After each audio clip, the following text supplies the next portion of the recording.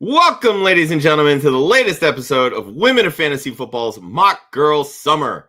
I'm Josh, your host tonight, because Wendi is off and headed to Canton, Ohio for the Fantasy Football Expo. But while Wendi isn't here, we do have the always amazing Sam Holt joining us and a special guest who's a good friend of both mine and Sam's. And finally decided to give woff a follow on Twitter, Mr. Jagger May from Fast Draft Fantasy. Tonight, we're going to be hosting a 10-team half PPR mock draft.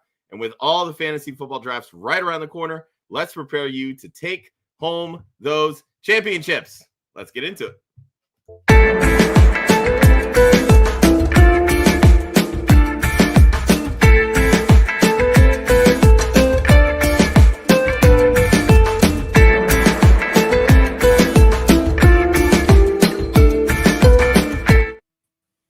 Jagger, you just had to know I wasn't going to let that slide. I didn't know I was not following it, but to be honest, I'm a scumbag. Dog. Like it straight up. I ghost my own family group chat. Like, they're like, it's so and so's birthday. I'm like, knowing you, I somehow believe that's true. I would have told you to stop while you were making it. I'm like, no, don't do it. That's hilarious. Shots fired out the gate. So good. Love it. Well, as said in the intro, this is Mock Girl Summer, your normal host. Wendi, unfortunately, not here today. She's off to Canton. But you know what? I come from the background to the forefront, and we, of course, have Sam. Always amazing. Sam, how are you? Appreciate you. I'm good. I'm excited to get a mock draft in and to talk trash back and forth with Jagger, and also just to nitpick on his picks so I can get more input when I go into my next drafts coming up. So I'm just going to ask you so many questions and annoy the crap out of you. I hope you're excited. Okay. It's going to be very fun I hate this. For me watching Jagger bounce between redraft brain and best ball brain throughout this entire episode. It's going to be so much fun. I'm always in bed. Like I literally can't switch. I tell everyone now I just draft the dopest dynasty best ball teams like ever. That's all I do. Jagger, for those that may not know you or be familiar with what you're working on, tell everybody what you're doing and where they can find you. I'm over at Fast Draft. We obviously in the branding, we're the fastest place to do best ball. We have like a Flex 4 tournament. You only draft 6 players. It's all flex, no QBs, nothing like that. Or we have our 15-round flagship tournament. Hope Matt's not watching. Flagship tournament, the Rabbit, 15 rounds only. So you're getting a full best ball tournament done in only 20 to 30 minutes, depending on what kind of lobby you're in. I love that. Love it. I haven't had a chance to try Fast Draft yet. I'm getting there. I followed Women of Fantasy Football. You can see, there you go. That's all it took, Jagger. That's all it took. Code JAG for up to a $50 deposit badge. So. Let's go. I'll do it. All I've been doing this whole summer is just joining new drafts. Like, because we're doing all these mock drafts in different formats, I've just almost every other week said yes to a new format, and I'm getting close to 10 leagues this season. So why not just add some more? Best ball is super fun stuff. Sam's not a cat lady. She's a draft lady. She's like, yes. I hoard drafts. I hoard fantasy leagues. Sam, that should be going in like your bio now. Not a cat lady, but a draft lady. I will literally update my Bumble right now. We'll see how many. All right. Without any further ado, let's get into the draft here. As mentioned previously, this is a 10-team half PPR mock draft. We always try to mix these settings up to provide everyone a little bit of every format so we can try to cover as many bases as possible for everybody's draft. Everybody in home leagues, they're going to draft differently. Some are full PPR, some are standard, half PPR, some are 8, 10, 12, 14, 16, etc. We want to try to do a little bit of everything. For anyone that is listening, if you have a different kind of draft, drop it in the chat. Let's talk about it. Let's have some fun and throw some different options out there. So I'm going to go ahead and get the draft started now. Yeah. So we can get this thing rolling. Big shout out to our drafters, JJ Willie from the 1 spot, Mr. Scampers at 2, Sam at 3, Vince at 4, Andrea, who's been joining us quite mostly every week. I love it. It's great to have her. 105, Jagger at 6, Wilson at 7, Duarte at 8, Fishbag 888 at 9, and Roto Not at 10. All right. I'm going to start with this one really quick. Jagger, you hopped in first. It's a half PPR. Why'd you go 6? It's a challenge there because I'm further away from my my back-to-back picks. I haven't done 10 team like this, so I'm curious how it happens. Literally, I'm just seeing, like, I'm putting more weights on and seeing what happens is kind of what I'm doing. Sam, you went 3. Yeah. First off, how did Bijan fall to you at 3? I don't know, because Genty went at 1. Because when you want your guy, you go get your guy. That's just how these things go. Get your guy season. Yeah. I feel like every week I try and bounce around between like the end and the beginning of the draft. I feel like I am just a baby and too scared to draft in the middle. So Jagger is braver than I. But for me, Jagger's taking the bullet for you. It's okay. He did. He took the bullet for me. And every week I kind of go back and forth in strategy. This week, I'm going to try my darndest to pull what Scampers has done in so many of these mocks with us this summer and wait on quarterback. My goal today is to wait. I'm going to wait. I'm planting my flag. I'm doing it.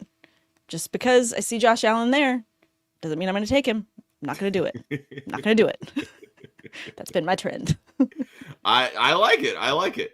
So heading into, I think last week we did a PPR draft, switching gears to half PPR this week. What are some of the biggest differences in your opinion, Sam, between half PPR and full PPR? Is there a certain position that you tend to favor in one format over the other? I don't know that I necessarily, I obviously in full point, I feel like wide receivers, I definitely favor a bit more. I feel like it ends up being a bit more balanced in half point though, in terms of where I'm targeting running backs. I took Bijan there at 3 because he fell to me, but I was hoping that either him or Saquon would come to me just because of the sheer volume that they get in the passing game as well. So I just feel like it ends up feeling like a more balanced position for the running backs for myself. So Jagger, are you more half or full PPR? I don't care as long as there's a PPR element because I feel, oh, wow, I can have my cake and eat it too, but should I? I love the break in thought and just said, oh. I know. Oh. That was totally that meme of that guy that just like turned. Just like, oh, they're available? That was fantastic. With that being said, I just feel like with a PPR element, it raises what I like to call your margin for variance at that point, because once you have less people in your draft pool, let's say going from 12 man to 10 man, you tend to need more variance to stand out amongst these other rosters because everyone has buffer rosters at that point. So with half PPR or at least a full PPR element, I can have a little bit more fun and I don't always have to chase dudes who are going to get 10 or 20 touchdowns. I like it. I'm going to pull up this question really quick from Illuminix. So he wants us to kind of rate his team. Or their team. Excuse me. I don't want to place gender here. So Josh Allen at quarterback, running backs, Devon Achane, DeAndre Swift. I'm assuming this is the starting lineup here. Wide receivers, Amon St. Brown, Ladd McConkey, tight end Sam Laporta. Got George Pickens in the flex, Texans defense, and Jake Bates at kicker. What do you think, Jagger? 5 stars. I need more context, but this is the type of team I like. I like reaching for Josh Allen or Lamar Jackson. It's just simple for me. Do I want the person who's going to score the most fantasy points? I love Achane because that is another like RB1 upside swing. We already know about Swift. Then you got 2 good PPR guys in Amon-Ra St. Brown and Ladd McConkey to go with a high variance flex player like George Pickens. Sam, what do you think? Same. I feel like this is a really balanced offense all around in terms of you've got the upside, like Jag mentioned on Achan, and then McConkey as well. St. Brown, I like too. I feel like Laporta is going to have to come up this season again. I've got him in a dynasty league myself, and I'm hoping that he has a better return this year than he did last year. But again, to Jag's point, I mean, there's nothing but upside in terms of your key skill position players that you have here. I'm a little bit out on Pickens for personal reasons, but at the same time, I think it's good value. Is this your icon that's a Steeler? Okay. She is subtle. There's not how many Steelers icons can you see on the screen? There you go. Yeah. I'm about to win either way this pick. Come on, Andrew. What are you going to do? All right. So we talked a little bit about half versus full PPR. What are your preferred settings, Jagger? Full PPR at that point. I want to go all the way on it. Give me the full point, make every catch matter. And that's just because like when you do this game for a while, you just get weirder with time. So I need I need the full point to feel something. You big on bonuses too, Jagger?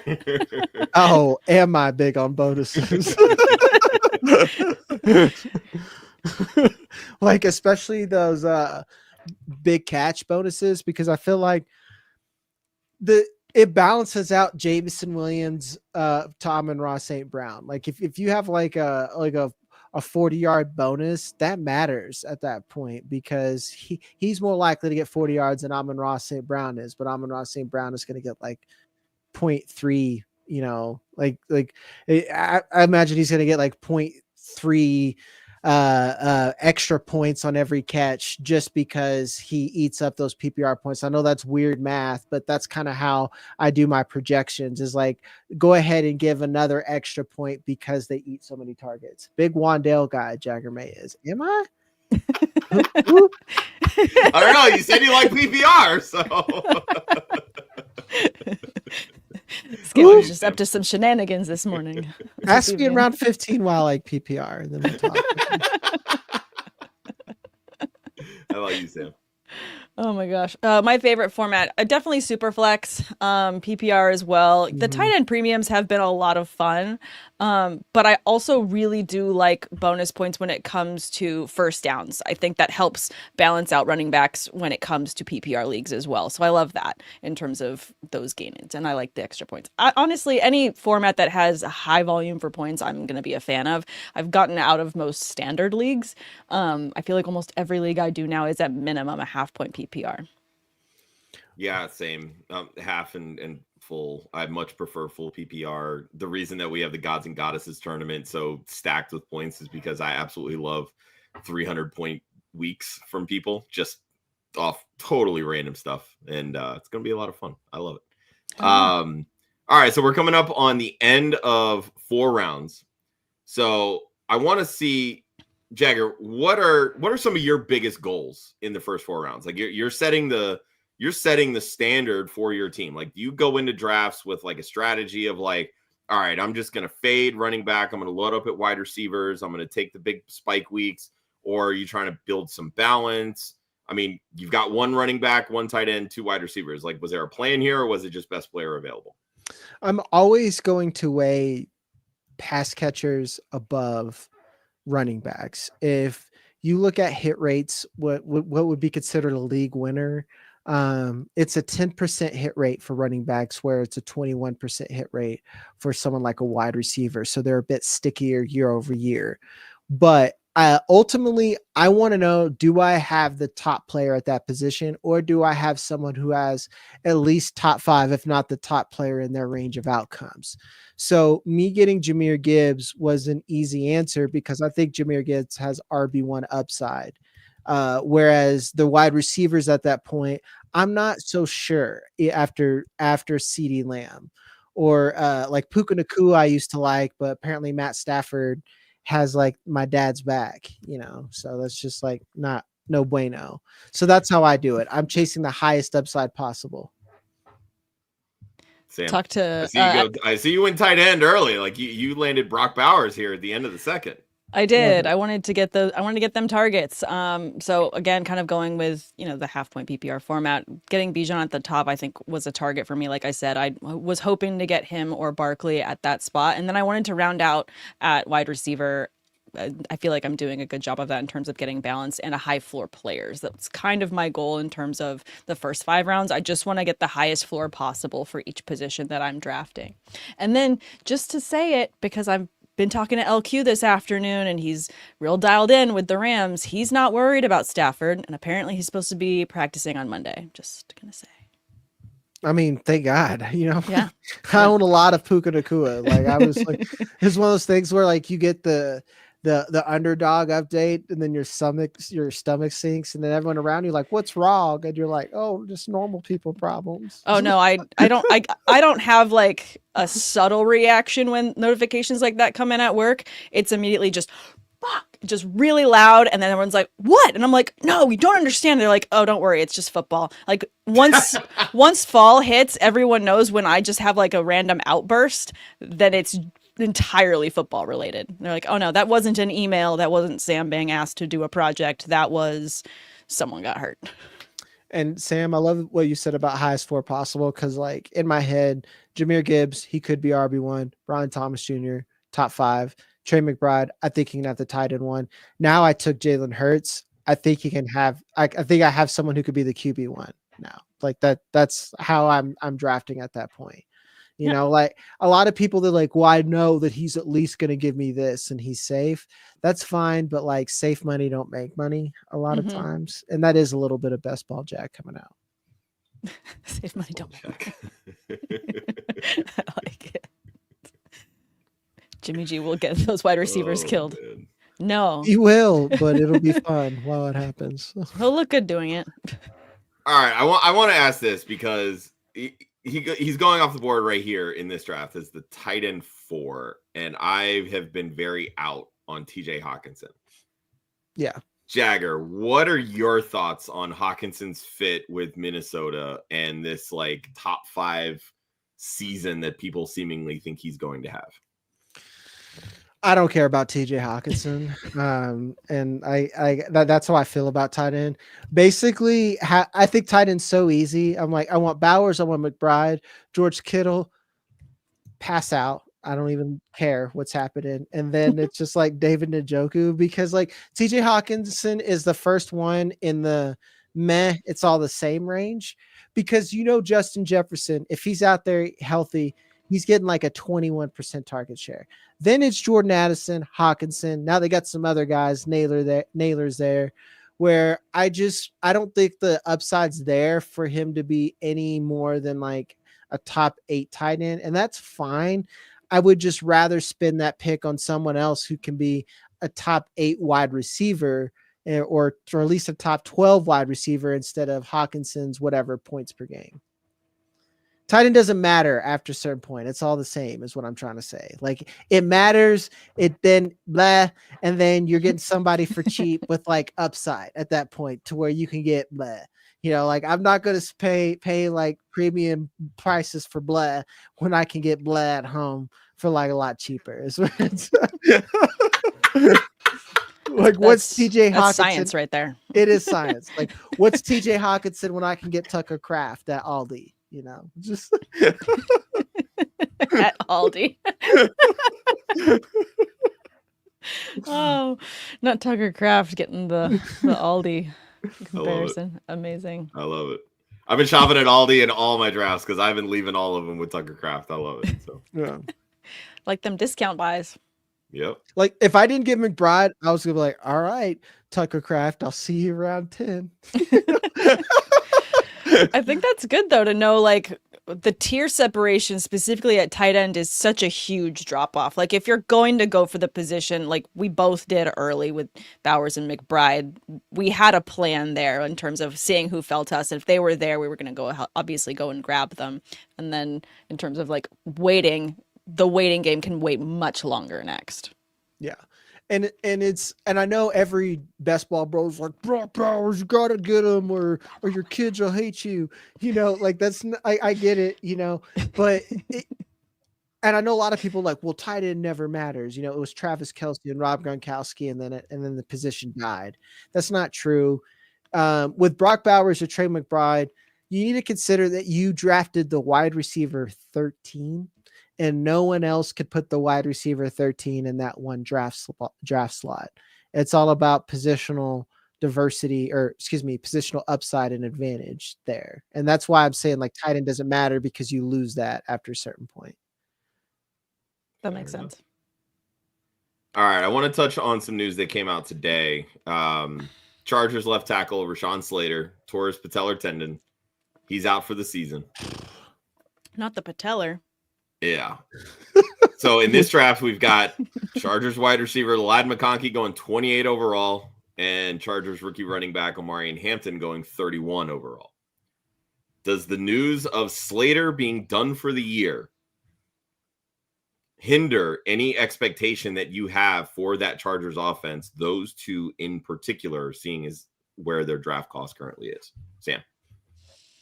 I mean, I can't say that it's going to knock them so far down my board that I'm avoiding them. I think that this offense is still going to have to go and make moves. They still have a plan that they're going to enact, and it just means that other players are going to have to step up to fill that role. Are they going to struggle? Yes, but again, I just feel like this is a Chargers team that I don't necessarily see them getting out ahead early. They're always struggling, and I feel like that's an offense that I want parts of on my fantasy team, those that are going to be putting points on the board. Jagger? Yeah, that's what Sam said. Like, it doesn't not bother me, you know, but it's just like, what are you going to do? Like, this was going to happen. Statistically, this was going to happen at some point. And I hate how I get all Dr. Manhattan about it. I'm just like, well, mathematically, you know. Like... Am I going to lose sleep? No. Am I going to think about it before I go to bed? Yes. Mm-hmm. This is why my family hates to talk sports with me sometimes, because it's just like they'll ask me like a normal question, and I'll straight up answer like Dr. Manhattan. I'll just be like, you know, a dead body and live body have the same amount of particles. There's virtually no difference. Why should I be concerned?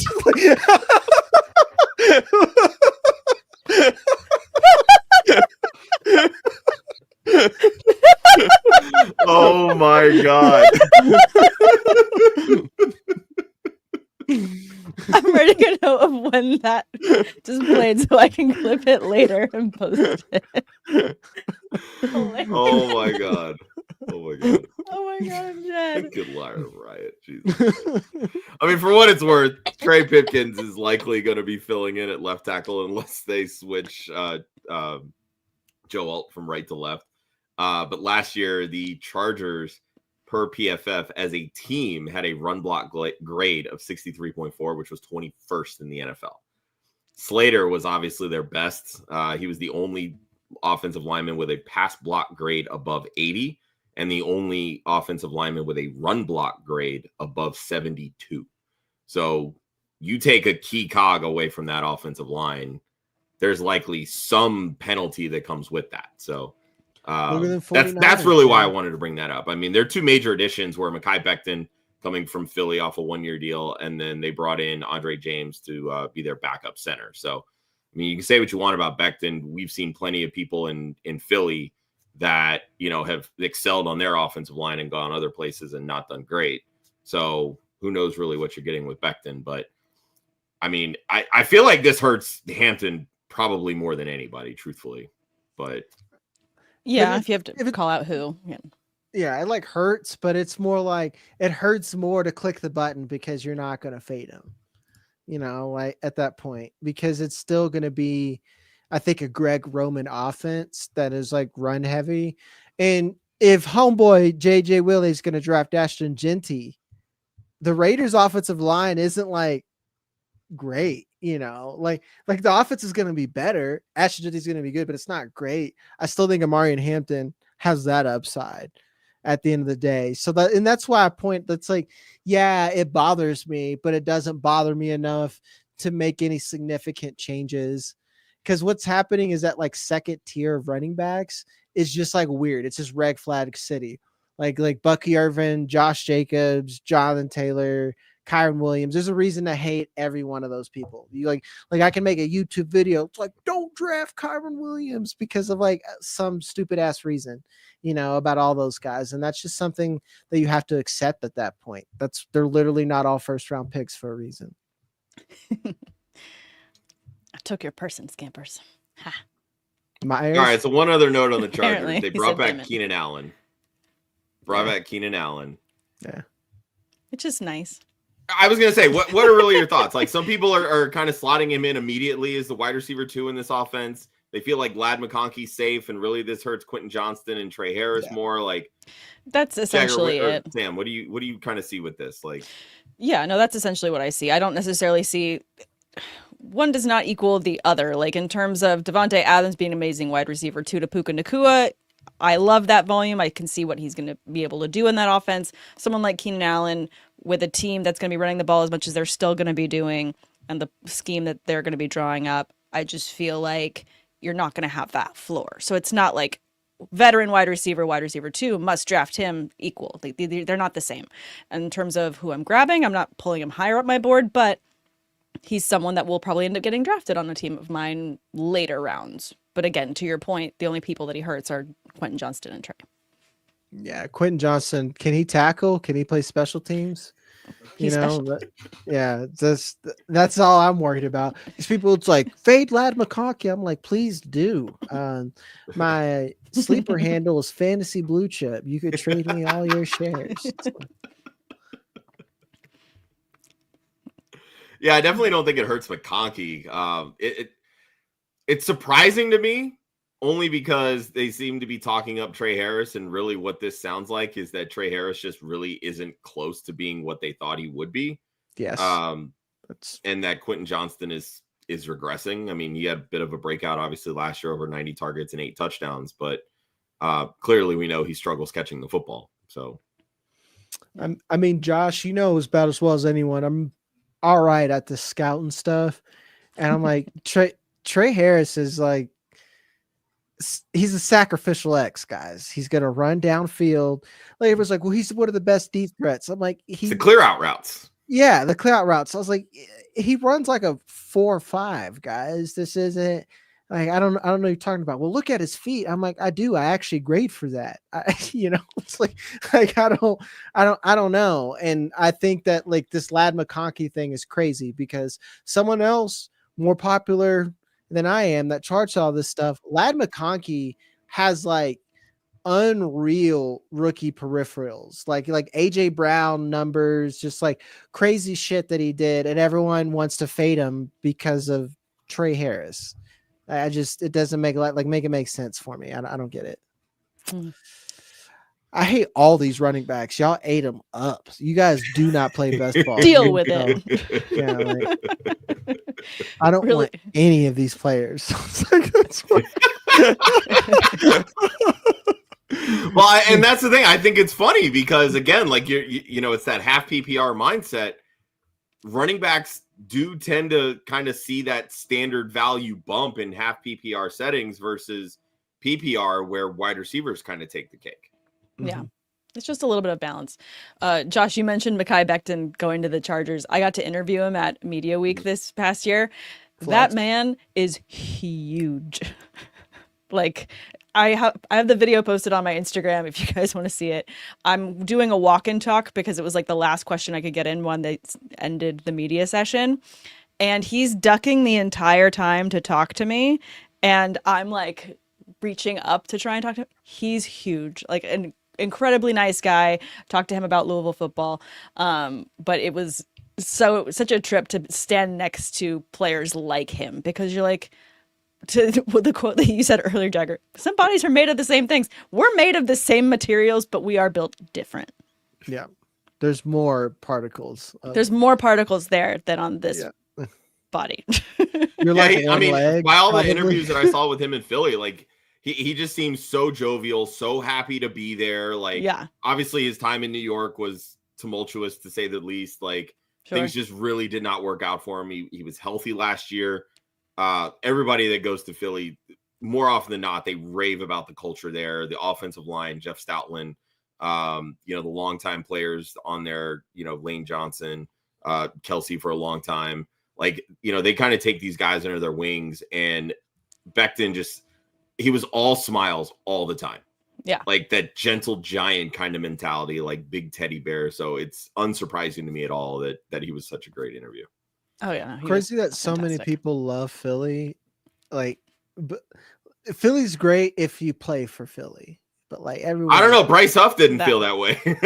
Yeah. Oh yeah. Yeah. Like, but like Philly sucks as like a city, like the tourists. Come on now. Oh man. Never mince words. I love it. All right. I want to pull up this question from Nino Pena. They've got Bijan as their 101, but their format is start 2 wide receivers, 2 running back, 3 wide receiver, and 2 flex. If you had the 101 in this style of format, would you prefer Jamar Chase over Bijan Robinson, Sam? I mean, I feel like we're deciding between 2 good things. That yes, this format has the 2 flex and 3 wide receivers, so I would rather have the depth at wide receiver, but Bijan is still amazing. I think that if you have a personal preference for one versus the other, you just hold a candle to your heart for one player more than the other, sure, but these are 2 right answers. Personally, I'd probably go Jamar because I do have a lot of shares of him in a lot of dynasty formats, like I've mentioned before, especially deep flex league, so I want to stick with what I'm actually doing. But if you really like Bijan, I wouldn't be mad at you for doing that. I agree with that because it's, again, you're in 10 teams, and I think Bijan is the RB1. The only thing that's like, the only reason why I have Jamar Chase just so significantly the 101, and I haven't felt like this in a long time, is I just watched the Bengals. That defense is terrible. It is so bad, man. Like it's not just bad. It's preseason. Like even for preseason standards, it's pretty egregious. And I just saw Jamar Chase in the preseason game, week 1 at that, put up 4 catches for like 70 yards and a touchdown. Like just now, like I mean, he was going against Kaylee Ringo. Come on now. I mean, okay, that's fair point, but I just think it's gonna be like that all. Put Quinion Mitchell over there, it's a different story. Yeah. But no, I definitely see your point. The Bengals defense is trash. Tanner McKee went off on them in the preseason. So yeah, Harry Roseman's he's already on that phone about to hustle somebody out of like a 2nd round pick right now. He's got the Browns on the phone. It's like, do you need a 6th disappointment?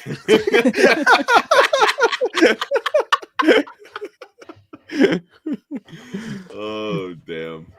All right. So one trend that I've noticed from this draft, and we're going to go through and we're going to talk a little bit more about this as the show goes on. But something that I notice in 10-team leagues is that really you can wait at tight end and quarterback, right? Yeah. Well, through what is this? What round are we in? 10? 11? We just got to 11. Yeah. Okay. So 1, 2, 3, 4, 5, 6. There's only 7 quarterbacks that have gone through 10 rounds and 7 tight ends through 10 rounds. Sam, you did good. Wait until the 10th round to get Bo Nix. So hard. I thought honestly you were going to try to go to like round 14 or 15. I was not so bold. I know that Scampers will probably not even take a quarterback because he's just Scampers and that's how Scampers going to scamp.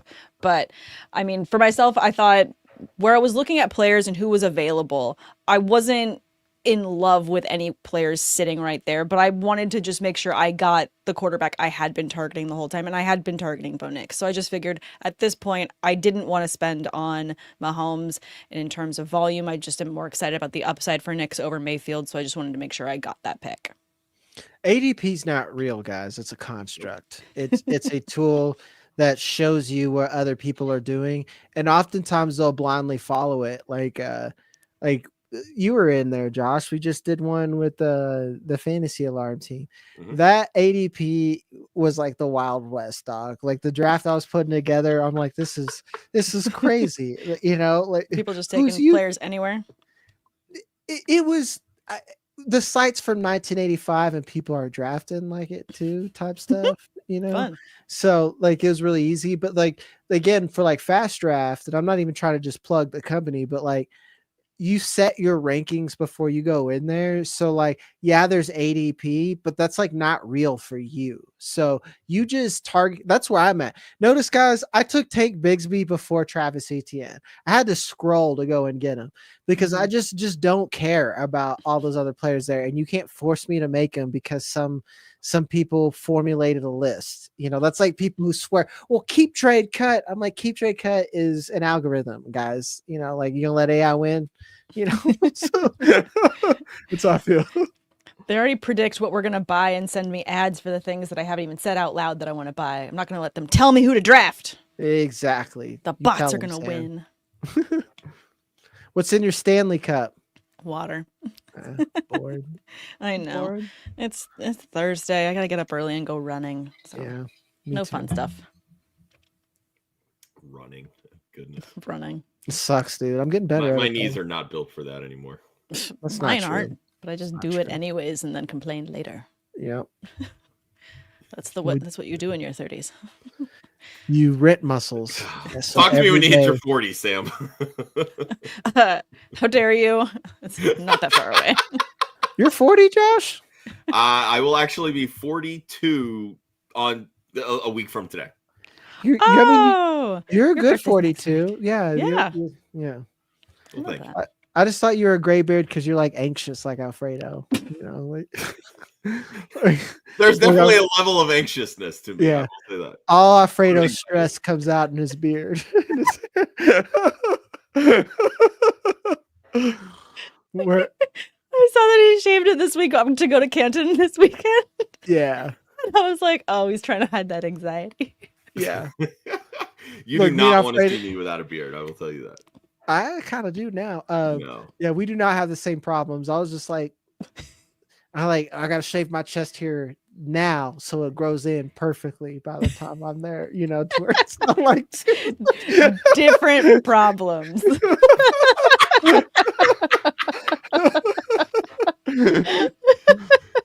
Oh my God, that's so funny. Oh, I can't breathe. All right, let's get back to the draft a little bit. What am I talking here? All right, middle rounds. We'll call it 5 through 10. Jagger, is there a guy that you consistently find yourself hitting draft on? That you are just not leaving your draft without him, no matter how much you're trying to diversify throughout all your different drafts? Jamison Williams, Trevion Henderson. I was going to draft Trevion Henderson in the 5th round if he didn't go. And like basically that run of running backs here, that's normally when I try to shop at running backs, either as my RB2 or my RB1. So I had to really pivot at that point at what I was going to do because like Kenneth Walker was gone, Hampton was gone, Henderson was gone. So I just leaned into it and I was like, you know what? Fuck it. I'll just go full 0 RB here or hero RB. I have Jahmyr Gibbs there. So I'm just going to get Jalen Hurts, who's a high upside QB, Jamison Williams. And James Williams is another one if this happens or if I don't get wide receivers who I'm trying to target there. Really, like I consider these middle rounds as your pivot rounds because something had happened at that point, and this is your last chance to have a cohesive build to where you can make a change, So, Sam, what about you? In terms of my strategy for the draft or like the late? No. I'm just saying like in those middle rounds, like 5 through 10, like when those guys are on the board or you're like, I'm praying that they fall to me. Like who's that one person that you consistently find yourself always drafting? Is it me? Who have I been drafting? I have a lot. Let's see. I have a decent amount of RJ Harvey, who I did end up getting. And if it's not Aaron Jones, it tends to be, who else have I been getting? It's been a lot of Aaron Jones and Jalen Warren, to be honest, late. I was going to say, I see you leave a lot of drafts with Caleb Johnson too, and he went 1 pick before you in this one. He did. So one of the Pittsburgh running backs I typically do leave with. I have looking at the mocks we've done this summer, it's been more Warren than it's been Johnson. And I just like that I get him a tiny bit later, and I feel like the floor is equal. Like, I just don't know that they're going to be that big of a difference. I feel like instead of a 1A and 1B, it's a 2A and a 2B in terms of what you're going to get out of both running backs. I love that. Yeah. You're getting an RB2. That's it. Yeah. But like, they're both, in terms of on my fantasy team, they're both RB2s. Who would I rather wait on to try and get? So I do feel like I have a decent amount of him. And then in terms of, I mean, this isn't a tight end premium, but normally in those middle rounds is where I'd be going to grab a tight end if I didn't end up with someone like Bowers as early as I did. Mm-hmm. All right, so let's flip the script. In those rounds 5 to 10, who are you like, nope, not doing it. I don't care what ADP tells me, not drafting him. Sam? I'm looking around at the players there that I've just been avoiding. I mean, Ridley, I'm avoiding. I'm not targeting him. Why won't you? Sorry, I won't. Pacheco is a running back that I've had on plenty of teams, and I have him in Dynasty. But in terms of other running backs, I just like others later. Even I don't feel like I need to spend to grab someone like him. He is coming off the injury. I do know that he's going to be better this season than he was last year, but in terms of, again, a decent floor, I feel like I like other running backs better in that area. I don't have a lot of Mixon, just a little bit nervous about that going into the season. And I don't have a lot of, like, the Flowers, Judy, Godwins. I've really been avoiding them as well. What about you, Jagger? Same on the Judy and Godwin. Flowers I'll take if there's PPR. Like, I would never take Flowers in standard. I quit drafting Joe Mixon like 3 years ago. I don't even know who he is anymore. I feel like I have to break up with Chris Olave. I've been doing it because it's just like the same. Who is their quarterback?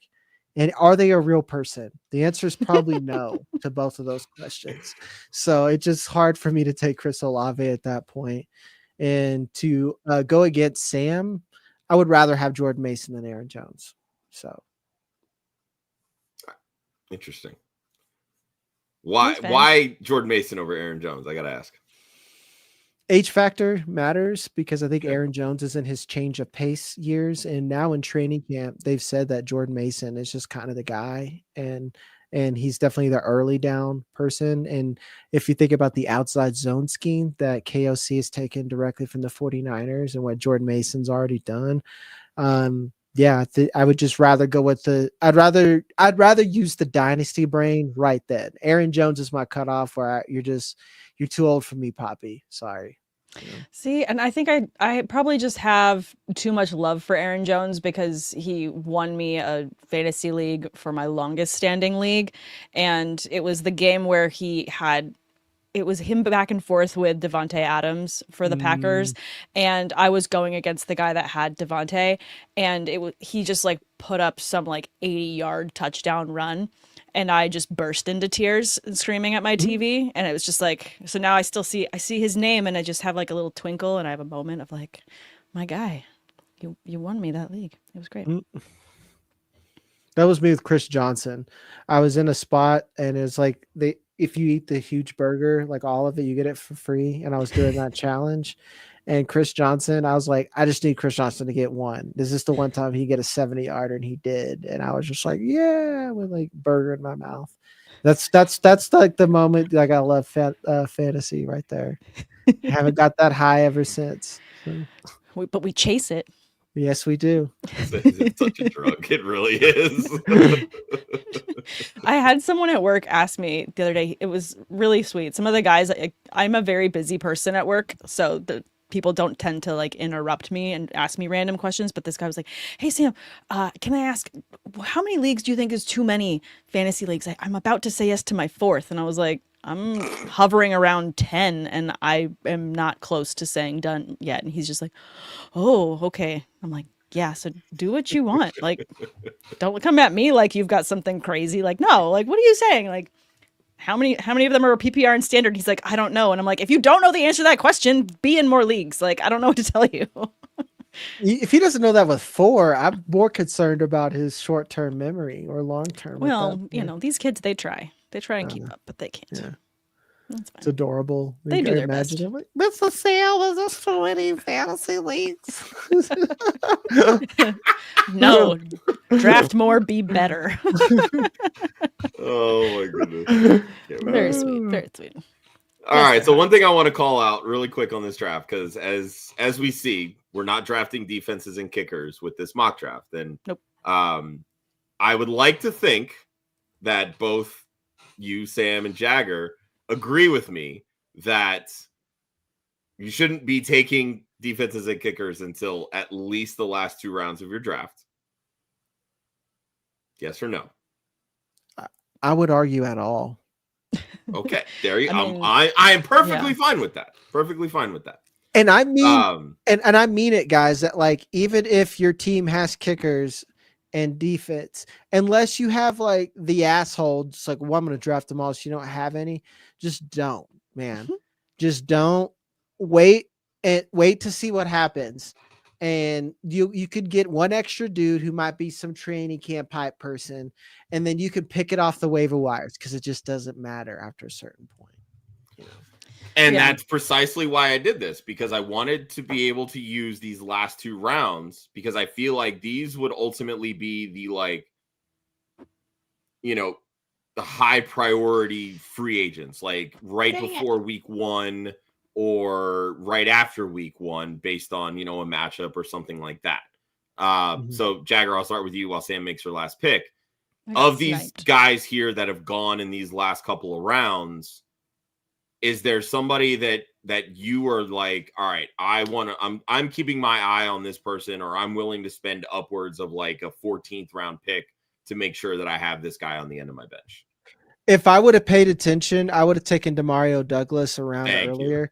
I literally clicked to put him in my queue, and then he got drafted like right away. I was just so like that. That's one, like, that's the reason why, like, I would rather have Pop Douglas than any defense, because I think Pop Douglas might be a weekly flex guy, when it's all said and done.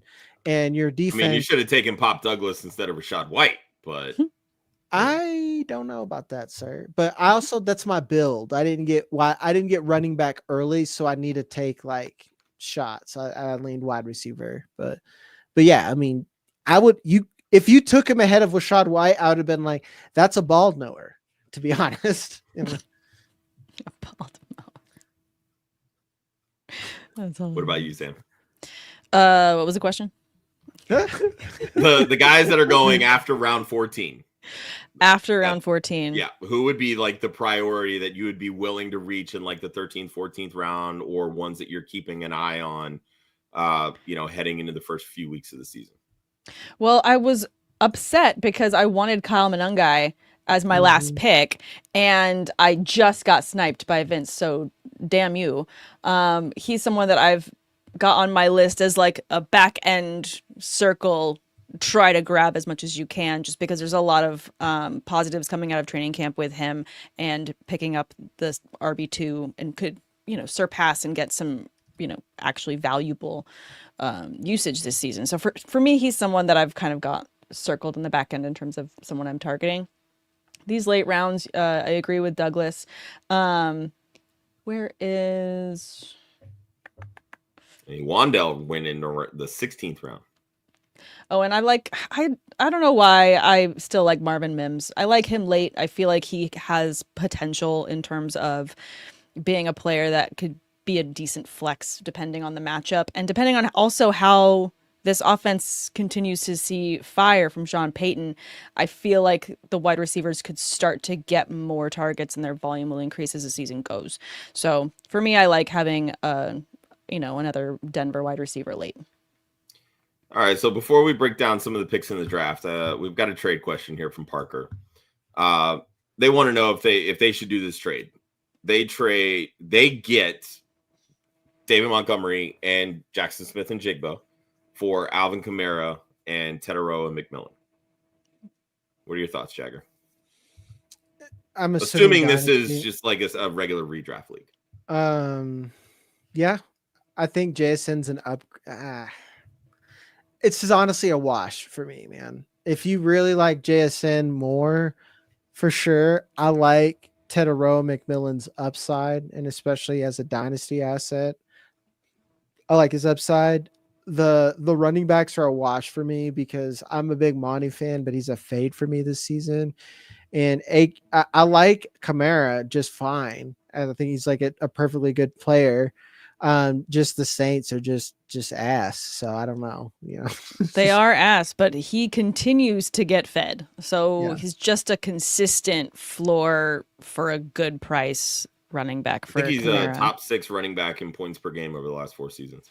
Yeah. Like the more you think about it, I think I'd just rather have Kamara and Tet at that point. Just ride Kamara into the sunset. If he dies, he dies type scenario. Like the Saints have been ass, but Kamara's been eating it. So And also the thing is, I think there's a lot of hype around Tet that I'm excited about. And with JSN, you've also got Sam Darnold under center. And I feel like that I loved him this last season, but obviously the coaching change now being with Seattle doesn't help his volume. It probably hurts it. So I just feel like that could also hurt JSN as well. Is he still going to see targets? Absolutely. But in terms of an offense that I want to see them just slinging the ball everywhere, I feel like you've got more opportunity for Tet to have higher volume.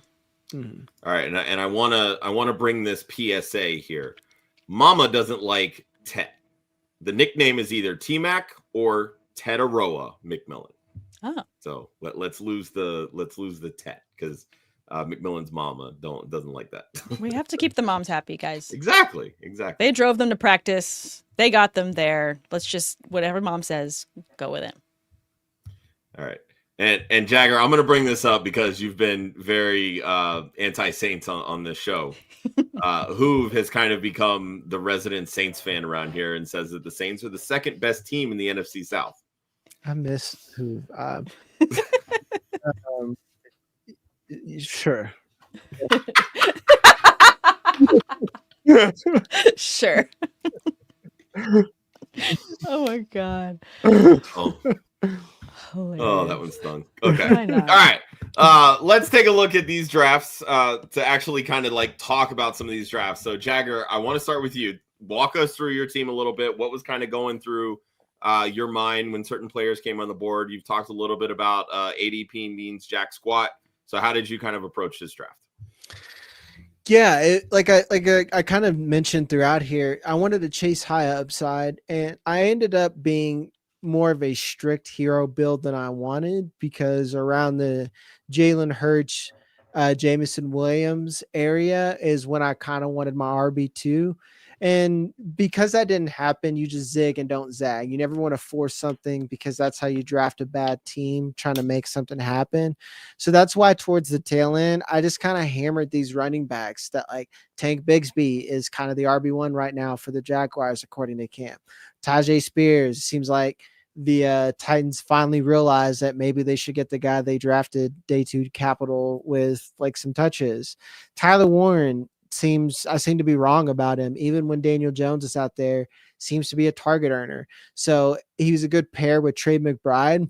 And towards this tail end, this is some gamesmanship that I try to do is get players that like say Tyler Warren.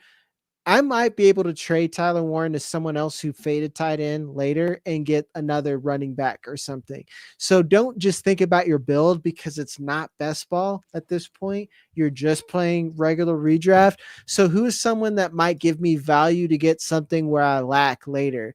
Like, can I pair Warren with Tyler with Spears and get a Kenneth Walker later or something like that? That's how I try to approach the draft. So I want to ask you this because we did talk a little bit about, the defense, the kickers.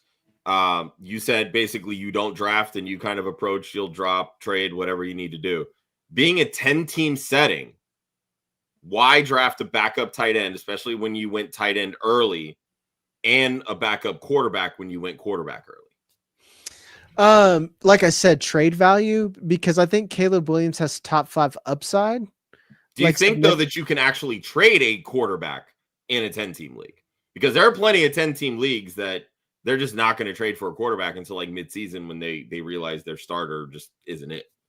Ultimately, somebody has it. Yeah, you either get somebody who faded and their plans fail. Let's say, like, well, I'm going to get Sam Darnold and Aaron Rodgers, and Aaron Rodgers comes out and dookies again on the field, and then Sam Darnold becomes a pumpkin. That's the guy I normally target. And then at that point, like I said, I just want upside at that point. I either want someone I can trade later, or I'm getting someone that, let's say Jalen Hurts goes down, I still have the same upside. So yeah, I could get someone on the waivers later as my backup QB, but I would rather have what I think is top 5 upside on my roster and make that decision and have that power myself, if that makes sense.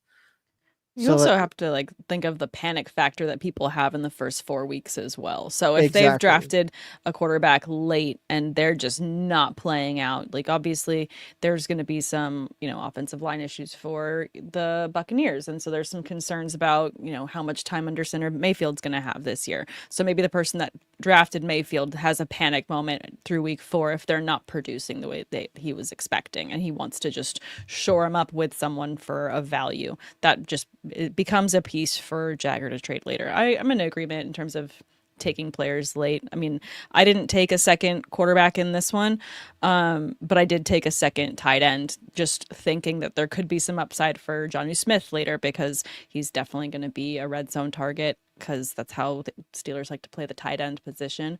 But same reason, if he blows up in the first couple weeks or someone has a bad week and they're out of tight end and they have a panic move, I can definitely use that as a trade chip. Yeah. And to answer you again, like with like some further context, I think because I'm so risk tolerant that the way that I insulate my risk is that I will double dip at positions. Like if I'm going to reach on Jalen Hurts and that's my strategy, cool. But like Jalen Hurts might not throw as much again or something, like we could see a repeat or he'll get injured and I still want to have that same upside again. Yeah. So that's what it all is. And like, again, best ball is a little bit different.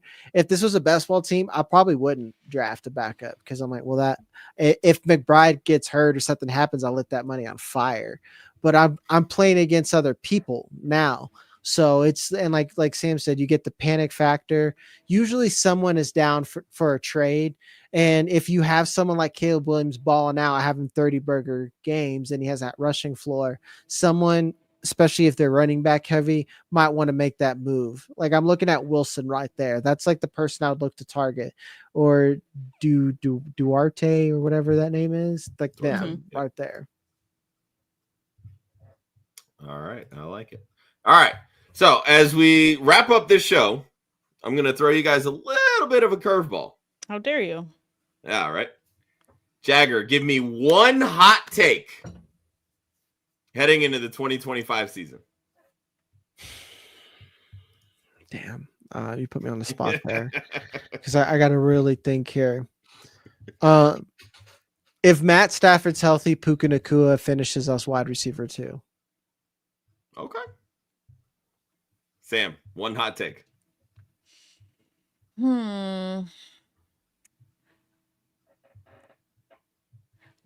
I don't think that Barkley's going to slump this year. I think he's going to repeat. As QB or RB1? As RB1. How many rushing yards? All of them. No, I think that kind of off of what you said a little bit earlier in terms of players finding a happy home in Philadelphia, I feel like Barkley is a player that needed to go somewhere that not only appreciated his talent, but set him up for success. And they did that. And now that he has that, he doesn't seem like the player that's like, all right, I got my ring, I'm good. He seems like the one that's going to be, and just based on the way he interviews, the way that he carries himself, the way that he trains, I really feel like he's someone that's like, okay, bet. Like, this is exactly how good I was, New York.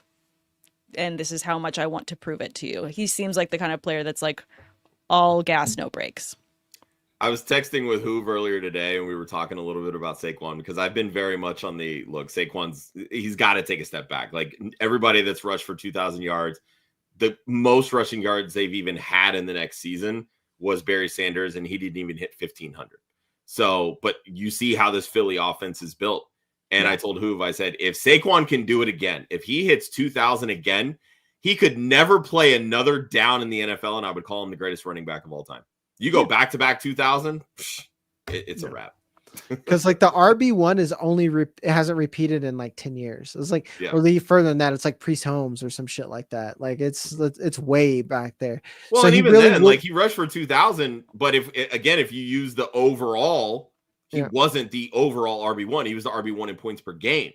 Mm-hmm. Yeah, exactly. And that's why I think that, like, to Sam's point, that Barkley is chasing greatness at this point and not just a paycheck, you know. So he just might want to just seize that to be one of the greatest running back ever. Because like right now, I've watched a lot of tape, regardless of what stats says, he's the best running back talent I've ever seen in my life. It's just not particular. Like Bijan has a chance to be next for sure. But he doesn't have the big enough chip. And I feel like the chip is still big on Saquon's shoulder. Like, yes, he just won the Super Bowl, but he had so many years that were just wasted in New York. And he grew up a Giants fan. He did too. Yeah. So I just feel like this is so much. It's bigger than that. And I just feel like there is such a big potential for him. And so I don't know if this is a hot take, because I don't think he's going to drop off the way people do. I feel like he's going to come damn near close to repeating. So basically what you're saying is that he'll still be a top 3 running back. Yes. Okay. Did you not ever see Bo Jackson? You don't know Bo. Bo was that dude. I was a huge Bo Jackson fan growing up. I love that guy. Ooh, two sports, man. That's something. That's something. All right. That's a wrap. Jagger. Thank you, my man. Thank you. Remind everybody where they can find you and everything you're working on. I'm over at Fast Draft and RotoWire and Unbinged with Sam. So 2 places for fantasy and then 1 spot if you like nerdy shit. So nerdy shit. Sam.